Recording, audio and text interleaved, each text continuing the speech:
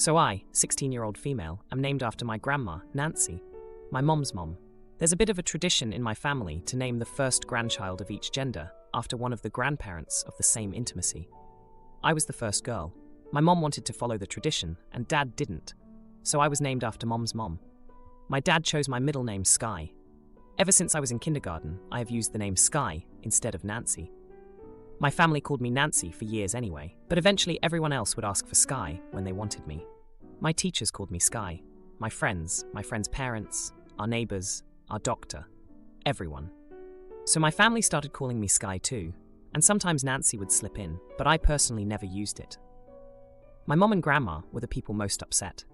Grandma because she felt like she didn't get her grandchild named after her since it was never used.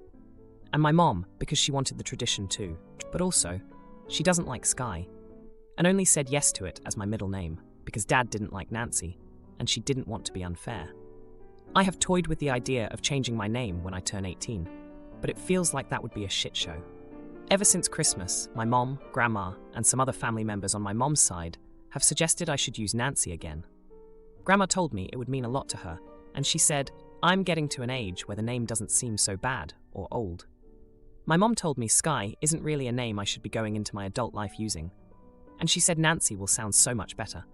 She also told me it is my name, my real name, and it would be a pain to use a name that isn't my legal first name as an adult. Other family members said I should do it to make my grandma happy. Or I should do it because it seems like I'm rejecting my mom, which is weird to me. My mom and grandma sat me down last Wednesday and told me it means so much to them and pleaded with me to go by Nancy. They said I have used Sky for 11 years now, and isn't it time to grow up a little and use my real name and use the family name?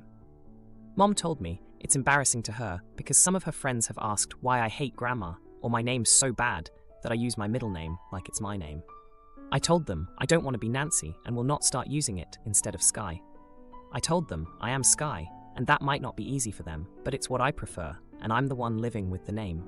I'm the person who has to introduce myself. My dad is on my side and has tried to get Mom to back off, but she has been really unhappy since Wednesday and has been a little hostile since my refusal. Am I the idiot? Now, for a few comments before the update. Comment 1. Hi, as someone who changed their entire name from that of my family, they got over it once they saw how happy I was. When I told my mom I would be changing my name, the first thing she said was, "Don't tell your father." I don't think I did, but ultimately he doesn't care because the family name is carried on through my brother and his family. Names don't always fit the person, and if it's causing you strife, change it to what fits you. Loving you means loving all of you, and that includes your name. Comment 2. Mom told me it's embarrassing to her because some of her friends have asked why I hate grandma or my name. Oh, they did not ask that. Or if they did, it was only because of a lot of prompting from your mother. Other people are simply not that invested in your family's drama, not the idiot.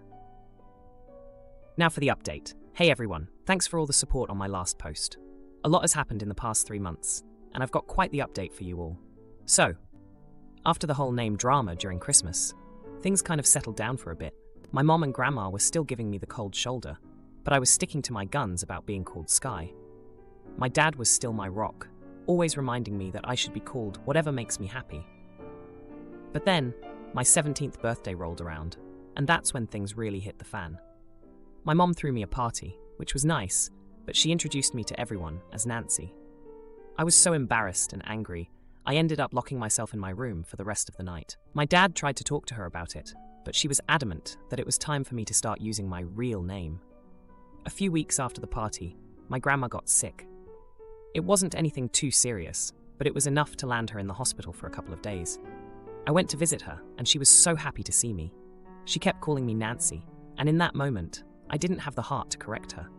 I just wanted her to feel better. But then, my mom took that as a sign that I was finally coming around. She started signing me up for things as Nancy, and even changed the name tag on my door to Nancy. I was furious, but I felt trapped. I didn't want to upset my grandma while she was still recovering. Things came to a head when I found out that my mom had gone behind my back and talked to my school about changing my name in the system to Nancy. I found out when a substitute teacher called out Nancy during roll call, and everyone turned to look at me. I was mortified. I confronted my mom about it, and we had a huge fight.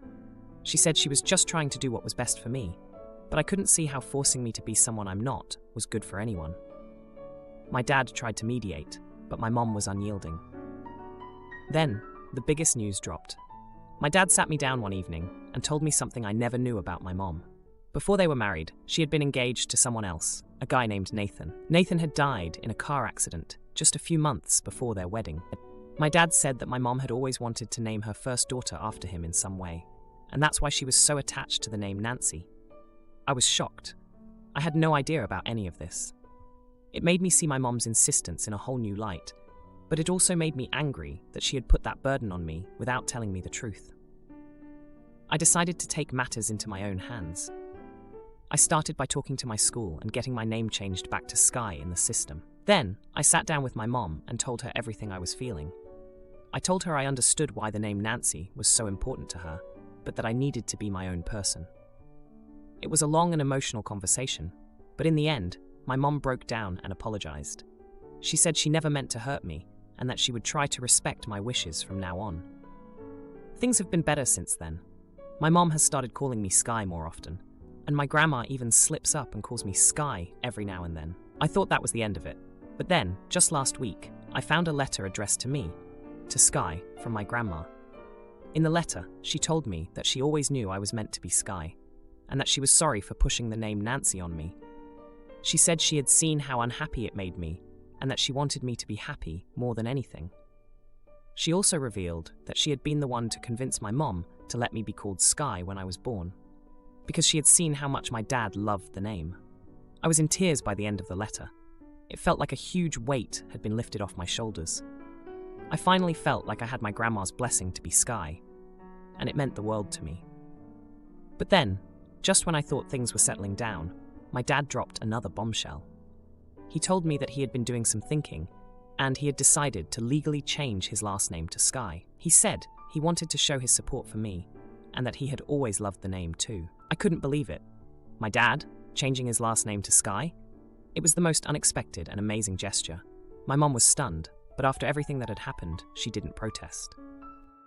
Boyfriend accuses me of deceiving him by not disclosing my financial situation, but then I find out he's a gold digger. Oh boy. I don't know what I did wrong, or if what I did is wrong, and I need some advice. I didn't want to post this on my real account because I'd like to be as anonymous as possible. My boyfriend, 35-year-old male, and I, 35-year-old female, were discussing finances as we wanted to be on the same page. My boyfriend moved in with me unexpectedly 3 months ago, as his landlord decided to move into the property with his family. We were discussing finances, and the topic of how I own my place came up.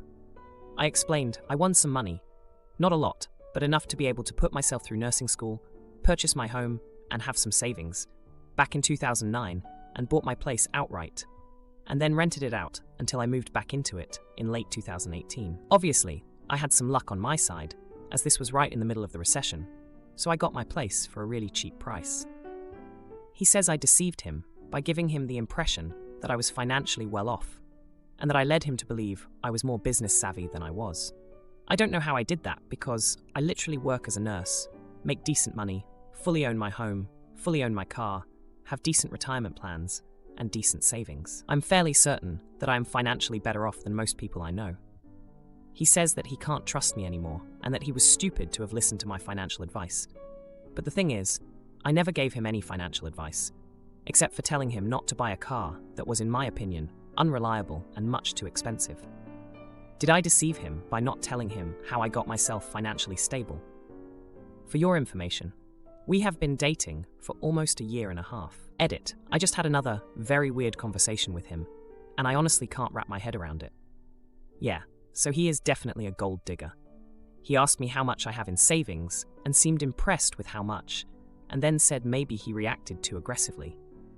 Then told me that he still wants the car I advised him not to get. He hinted at me getting it for him as a birthday present, since it's his birthday in early March. I am definitely dumping him, going to wait till my 2 sisters and my 2 brother-in-laws can come over before I break up with him in case he reacts crazy. Edit 2. He's jealous and also resentful. He's ranting about how he would have tripled the money if he had won it. Edit 3. He's saying that my money is wasted on me because I don't make money. Apparently, I should have been investing my savings in high-yielding stocks and other investments. For your information, I do get financial advice from a financial advisor I trust, but I am a risk-averse person, so I would never invest it in the manner this idiot is telling me. Sure, the chance to get a lot of money is there, but so is the chance to lose. Edit 4. He's now on a crazy rant because I suggested we take a break from this argument because I don't want to ruin my few days off. My God, I can't believe how he's behaving. He thinks he's so clever, but I am thoroughly disgusted. Oh, it is absolutely over between us. Edit 5. Okay, so I understand him better now. So my house, the property it's on, is what led him to believe I was much richer than I am. He assumed I was loaded, so me telling him I actually got lucky pissed him off. Then, when he found out how much in savings and assets I have, he perked up and had a change of mind.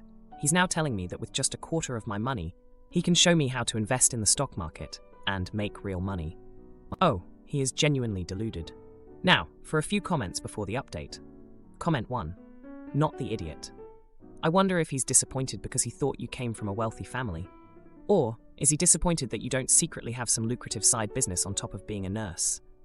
I don't see any reason why a rational person would be upset about learning of your winnings. Either way, you're obviously very financially responsible if you're still benefiting from the money you won 15 years ago. You've used it incredibly wisely. If your boyfriend was worth anything, he'd realize you're a keeper after hearing that. Comment 2. Not the idiot. Thank God you found this out right now. I would make him an ex-boyfriend and kick him out. Don't want him to start laying claims to your home's equity after he lives there too long, depending on state-provincial laws on common law partners. He's jealous. He also likely thinks that you were his meal ticket. He is angry over nothing reasonable. 1. 5 years isn't very long, and you don't owe someone the whole, I bought this house because I got money from X blah blah blah. Now, for the update. Hey everyone, it's been 2 weeks since my last post, and boy have things escalated. I thought I had seen the worst of my boyfriend's behavior, but I was wrong. I'm still reeling from the betrayal and the drama that unfolded, and I need to get this off my chest. After my last update, I was determined to end things with my boyfriend. I waited for my sisters and their husbands to come over as planned. But before I could break up with him, he dropped a bombshell on me. He confessed that he had been secretly going through my financial documents while I was at work. He knew exactly how much I had in savings and investments. I was shocked and felt so violated. How could he betray my trust like that? I remember when we first started dating, he was always so interested in my career as a nurse. He would ask me about my day and seemed genuinely impressed by my dedication to helping others. I thought he valued me for who I was, not for what I had. But looking back, there were signs I ignored. He would make offhand comments about my good fortune and joke about me being his sugar mama. I laughed it off at the time, but now I see it was all part of his plan. The confrontation with my boyfriend was intense. My sisters and their husbands were there for support, and it's a good thing they were. When I told him it was over, he lost it. He started yelling about how I owed him for all the advice he had given me and how I was making a huge mistake. He even had the nerve to say that he had been planning to propose and that I was throwing away our future. But the real jaw-dropper came when he admitted that he had been talking to his ex-girlfriend behind my back. He said that she understood him and that she would appreciate his financial expertise. He claimed they had been discussing business ventures and that she was willing to invest in his ideas. I couldn't believe it. Not only had he been using me, but he was also cheating on me emotionally with his ex. I remember when we first met, he told me about his ex and how they had broken up because they wanted different things in life. He painted himself as the victim, saying she was too materialistic. Now I realize he was projecting his own issues onto her. My family was furious. My brother-in-law had to step in between us when my now ex-boyfriend tried to approach me, still ranting about how I'd regret this. It was a mess. But with my family's help, I got him out of my house. I changed the locks that same day and have been working on getting his name off the lease agreement. Since then, I've been trying to pick up the pieces. I've been talking to my financial advisor about additional security measures for my accounts. It's been a tough lesson, but I'm grateful for my family's support. I'm also seeing a therapist to work through the betrayal and trust issues that have surfaced. I never thought I'd be in this situation. I thought my boyfriend and I were building a future together, but it turns out he was only interested in my money. It hurts, but I'm trying to stay positive. I'm focusing on my work and spending time with my family and friends who have been my rock through all of this. I guess the biggest surprise in all of this is how strong I've been. I always thought of myself as someone who avoided conflict, but when push came to shove, I stood up for myself. I'm proud of that. Husband ruins my beloved terrarium and now he's sleeping in a separate room. I'm so angry. I, 29 years old, traveled across the country to visit a company regarding an incredible job offer. I spent 2 days touring the company to decide if it would be the right fit for me after years of self-employment. After meeting with the company, I visited my sister, 32 years old, and her family a few towns over. We barely get to see each other because of work and distance, so it was wonderful to spend a few days with her, the family, and her new baby. I was gone for a total of 8 days. When I returned home, I was excited to spend time with my husband, 33 years old, and tell him about the trip, my visit with my sister, my impression of the city, etc. We were meant to be celebrating our anniversary and decided to put off the discussion about whether or not I should accept the job offer until after our anniversary getaway. I'd arranged for us to go on a luxury train ride because he's a big train enthusiast, and we were meant to leave for the trip 3 days after I got home. This is when the problems started. I have a very large closed bioactive terrarium, which I made with my mother 15 years ago. It's one of my favorite things I have of her from before she passed. This terrarium is my pride and joy and has come with me everywhere since we planted it. It was always super healthy and beautiful, and I've only ever had to open it 4 times to do a little maintenance and watering. My husband knows all of this, which is why I don't understand why he decided to tamper with it in my absence. I didn't notice the night I got home because I was exhausted, but the next morning I went to check on the terrarium to find it in a terrible state. The roots were rotting and the plants dying and molding.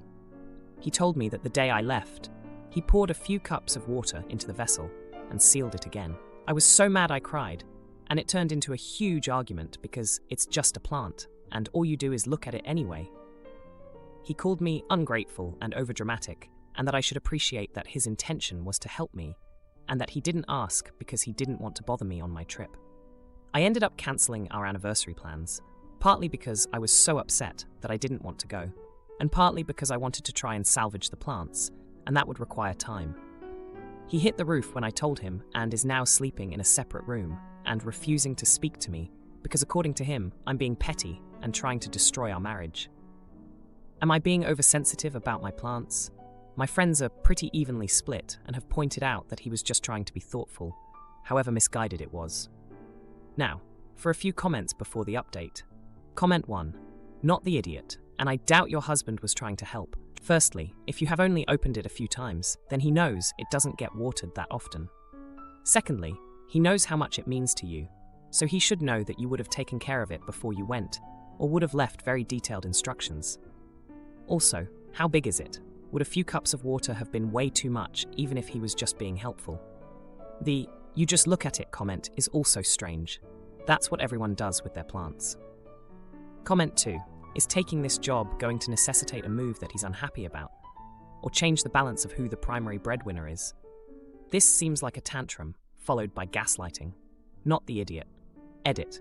He is feeling jealous and emasculated, though he will never admit that. He sees you advancing further out of his league, and is scared people, or worse you, will start questioning why you are with him. He's also feeding his ego by gaslighting you into believing you need to grovel to be with him. Now, for the update. Hey everyone, a lot has happened since my last post, and I've got quite the update for you all. Buckle up, because things have taken some unexpected turns. So, after the whole terrarium disaster, things between my husband and me were tense, to say the least. We were both stewing in our own versions of hurt and frustration. I was still reeling from the loss of my terrarium, which was more than just plants to me. It was a living memory of my mom. My husband, on the other hand, felt like I was blowing things out of proportion. In the midst of all this, I was still grappling with the job offer. The company was amazing, and the opportunity was something I'd worked hard for. But the thought of moving and starting over, especially with things so rocky at home, was daunting. A few days after I cancelled our anniversary trip, my husband broke the silence. He came to me with a peace offering, a book on terrarium care. It was a small gesture, but it meant he was trying to understand why the terrarium meant so much to me. We had a long talk that night, and he apologized for not respecting something that was important to me. I apologized too for cancelling our trip so abruptly. We decided to reschedule our anniversary getaway, and things were looking up. But then, my sister called. She was having some trouble with her new baby and her husband was away on business. She needed help, and I couldn't say no. I packed a bag and headed over to her place, leaving my husband to stew once again. My sister was grateful for the help, and I was glad to be there for her. But I couldn't shake the feeling that I was abandoning my husband when we were just starting to patch things up. My sister noticed my distraction, and we ended up having a heart-to-heart. She reminded me that marriage is about teamwork, and that my husband and I needed to face our challenges together. I returned home with a new resolve to work things out with my husband. But when I walked through the door, I found him in the living room, surrounded by brochures for train trips and romantic getaways. He'd been planning a surprise do-over for our anniversary. I was touched, and we both laughed at the irony of it all. We finally went on our rescheduled train trip, and it was magical. We talked about everything: the job offer, the terrarium, our future. It felt like we were reconnecting in a way we hadn't in a long time. But then, just when I thought we were on the right track, another curveball came our way. My husband's ex-girlfriend reached out to him. She was going through a tough time and wanted to meet up with him for closure. He told me about it, and I appreciated his honesty, but it still made me uneasy. He met with her while I was at work, and when I came home, he was distant. I couldn't help but feel a pang of jealousy, even though I trusted him. We had another argument, this time about boundaries and past relationships. It was heated, and things were said that couldn't be taken back easily. The next day, my husband came to me with a letter. It was from his ex, thanking him for the closure and wishing us well. He explained that he wanted to be transparent with me and that he had no feelings for her. It was a misunderstanding on my part, and I felt guilty for doubting him. Now, we're trying to move past it, but it's not easy. The job offer is still on the table, and I have to make a decision soon. My husband says he supports whatever I choose, but I can tell he's worried about the possibility of moving. And that's where we are now. We're working through our issues, trying to rebuild the trust and communication that got lost somewhere along the way. It's not perfect, but we're both committed to making it work. As for the job, I'm still undecided, but I'm leaning towards taking the leap. It's a chance to grow, and I think we're strong enough to handle it. If you like this video, you'll probably like these too. Also, while you're here, please consider subscribing. It's your support that keeps this channel alive and allows me to make better and longer videos. Have a great day.